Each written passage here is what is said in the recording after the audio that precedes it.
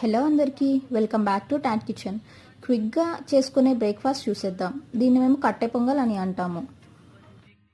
ముందుగా 1 cup rice, 1 cup పెసరపప్పు శుభ్రంగా కడుక్కుని 5 కప్స్ వాటర్ పోసుకొని కొంచెం ఆయిల్ కూడా యాడ్ చేసి 3 to 4 విజిల్స్ వచ్చేంత వరకు ఉడికించుకోవాలి. పొంగల్ ఇలా కొంచెం జారుగా ఉండేలాగా చూసుకోండి, తినటానికి బాగుంటుంది. ఇప్పుడే టేస్ట్కి తగ్గ సాల్ట్ కూడా యాడ్ చేసుకోండి. దీన్ని నెయ్యితోనే తాలింపు వేసుకోండి. ఇప్పుడు తాలింపు కోసం 2 to 3 టేబుల్ స్పూన్స్ నెయ్యి, అల్లం, వెల్లుల్లి, ఆవాలు, జీలకర్ర, మిరియాలు స్కిప్ చేయకండి. తినేటప్పుడు మిరియాలు పంటి కింద తగులుతూ ఉంటే బాగుంటుంది.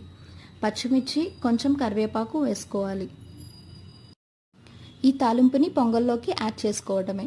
మార్నింగ్ బ్రేక్ఫాస్ట్గా తినే వేడివేడి pongal ready. Please subscribe to Tot Kitchen for more recipes.